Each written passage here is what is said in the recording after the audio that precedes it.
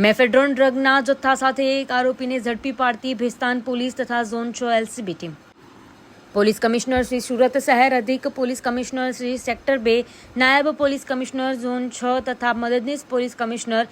જે ડિવિઝન સુરત શહેરનાઓને no drug in Surat સિટીના અભિયાનને સફળ બનાવવા અને સુરત શહેરમાંથી નાર્કોટિક્સની બદીને સંપૂર્ણપણે નેસ્તનાબૂદ કરવા અને યુવાધનને નશાના અંધકારમાંથી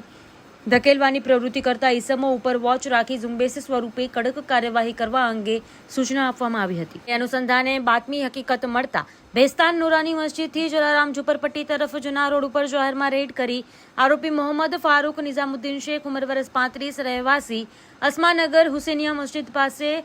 ભેસ્તાન સુરતનાઓને વગર પાસ પરમિટનો મેફેડ્રોન